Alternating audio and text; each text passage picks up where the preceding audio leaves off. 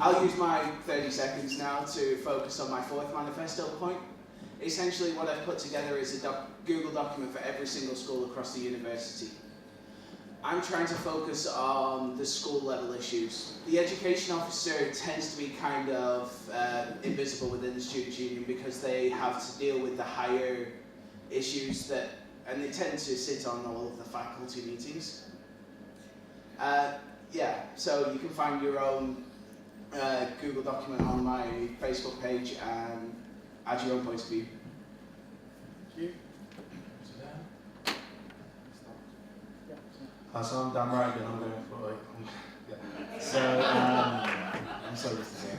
So this university really prides itself on half what you do here is your degree. We're all united by degrees, but the other half is everything else you're involved in. So whether you're involved in student services or societies or sports teams, the university, what it doesn't do is support you with your education and how it affects anything else you do. So there is the disparity, so you cannot necessarily be actively involved in your degree and involved in the rest of the university. I'm not different.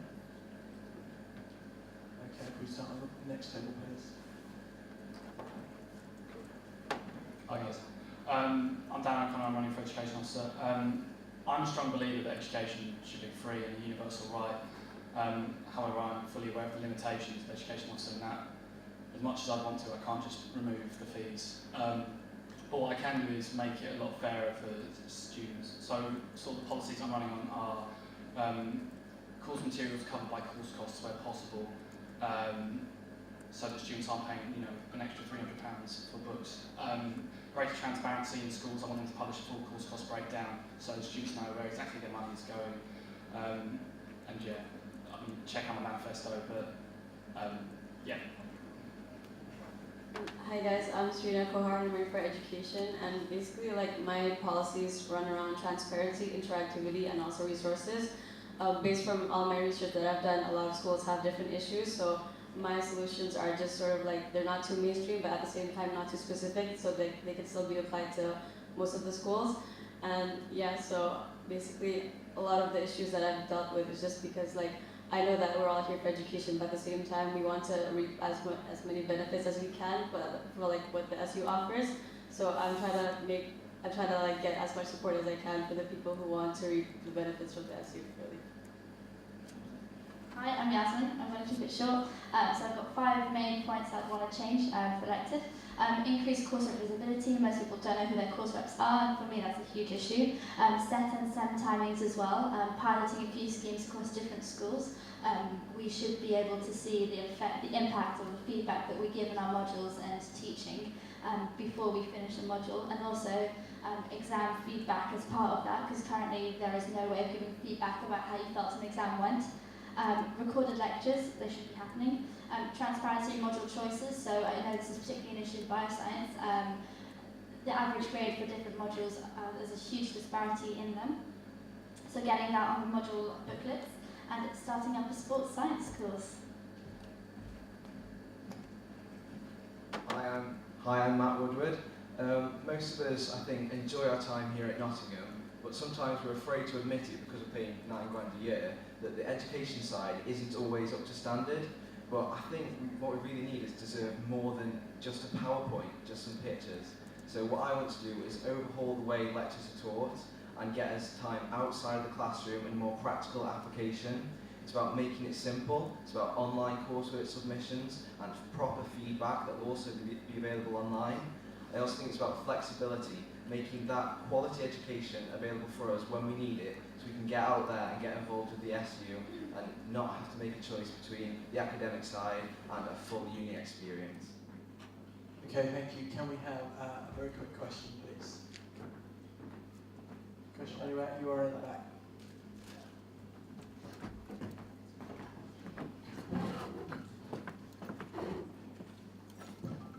A lot of you talk about lecture captures, but Adam B here has told me personally that by the end of the year, the University of Nottingham will be the leading university in terms of lecture captures, with over 74% of the schools going to be offering them.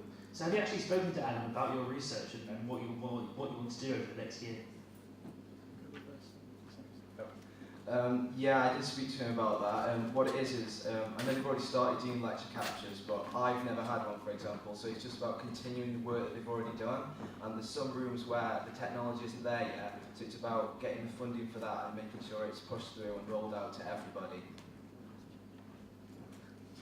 Yeah, you're absolutely right. University's on board with it, but it needs pushing, as most things in education do with the university. They're a bit slow to move on with them. I think also part of the problem is echo, and lecturers not actually knowing how to use it, and when it falls down as well. I think that happened a couple of weeks ago.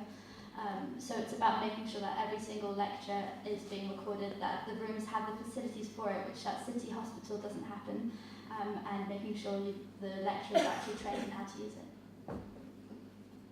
Yeah, when I was doing my research and I spoke to Adam about it, he did tell me about all the lecture recordings, and he did say that it was a plan that even if they wanted to be 100% all lecture recorded, it would be a plan that would have to be embedded in also the Malaysia and China campuses. So that's why it's not really one of my main policies, because instead of lecture recordings, I instead made a policy which was more like having more interactive online resources instead. So that's basically because of my research with Adam. So he told me like it's not really that much of like a policy that you need to be pushed anymore. So. Similar to the other candidates, having spoken to Adam about this, I know that it is a developing project. However, I agree with both Yasmin and Matt that it does need continuing push to be pushed. There are facilities that don't have lecture recording at the moment, and obviously I believe that we should continue pushing the university to develop these facilities. In the meantime, I believe lecturers can be doing more to aid students who miss their lectures, such as uploading their own notes along their slides, so students actually have a clue what the lecture slides are talking about when they miss a lecture. Yeah, so speaking to Adam, it comes under what we call academic provisions. So if you're in a sports team, you get these, they are pushing along with the sports and the education office to make sure that these provisions, including lecture recordings for Wednesdays, but for the rest of the week, are there for you. But if you're in anything else, if you're in a student with service or a society or in any kind of campaign, these aren't necessarily there for you. So the push, I know he said that a majority of them are coming in, but it's a push for 100% because it's not just sports teams, it's the whole university that needs help.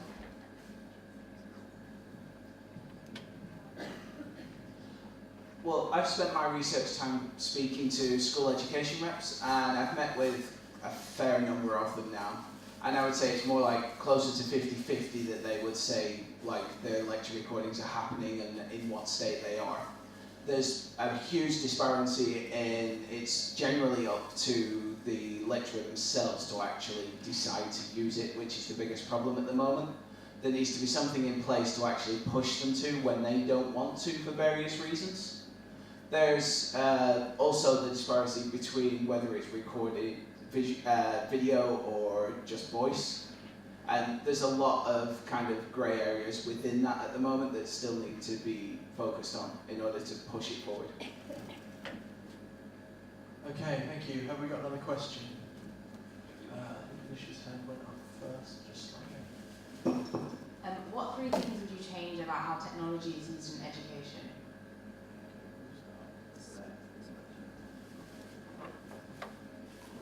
The three things I would change, one is lecturer training and its use. As Rob sort of mentioned, some lecturers know how to use the technology, they embrace it fully, some don't. I'd improve Moodle a lot if I could. I believe the standard across schools isn't particularly good.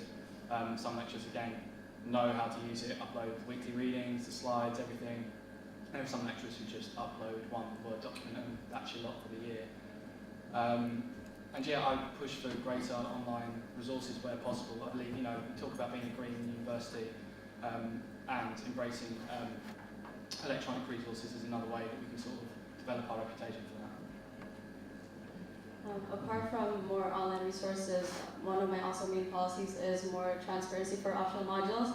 So instead of just having the looking up on the module catalog, what I want to do is push the lecturers to make videos talking about what the lecture is all about, and then what the module, like the skill set you need, and also the general knowledge behind it.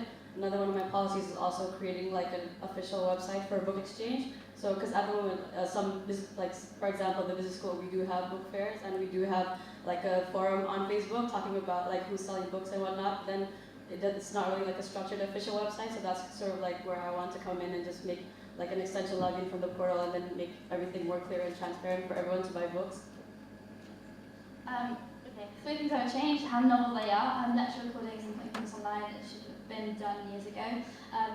An idea in the business school that they start to pilot a podcast, which seems to be working very well. So thinking a bit more outside the box like that. Accessibility. When I was a school rep here, I noticed that a lot of the lecturers had no idea what students could afford and what they couldn't. They had I had to explain to them that actually not every student could afford an iPad, which seems to be news to them, and advertising as well. So we have got NUCs, which are Nottingham online open courses, which are fantastic resources there for you to develop as a student.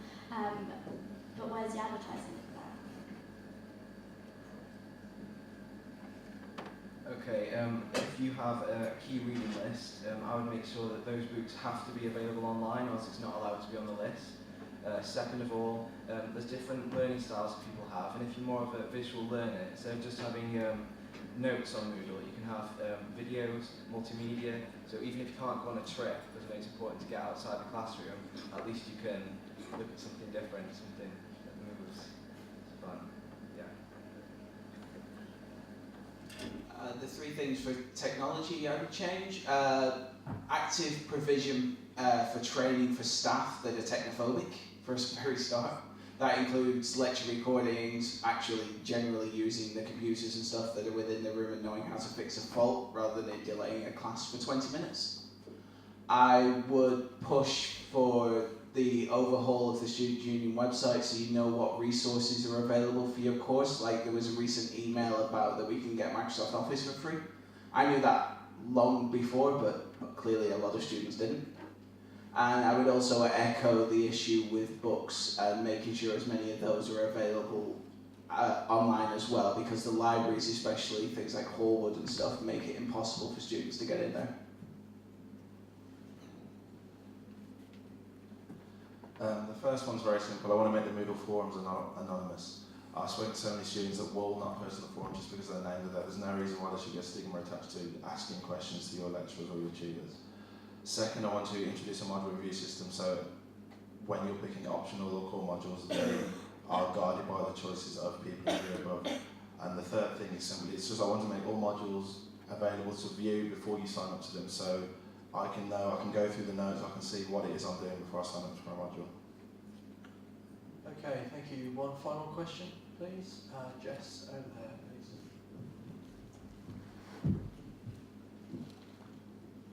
One thing that the Guild have been working on with the school reps this year is getting more plug sockets in the lecture theatres. So will you support us in this campaign for the coming year, and if so, how would you be able to bring something new to it so that we can actually have it done this year rather than battling against both of the schools as we've been doing so far? Yes, I remember speaking to you before, and you were telling me about how when you're studying veterinary medicine that you struggle when laptops are provided for you, that they're going to, within 2 or 3 years, they just die within a lecture. BK suggested to me to employ charging facilities, but low energy charging facilities, ones that are on trains that are purely for phones and laptops and not for anything else, and that's what I'd probably push for.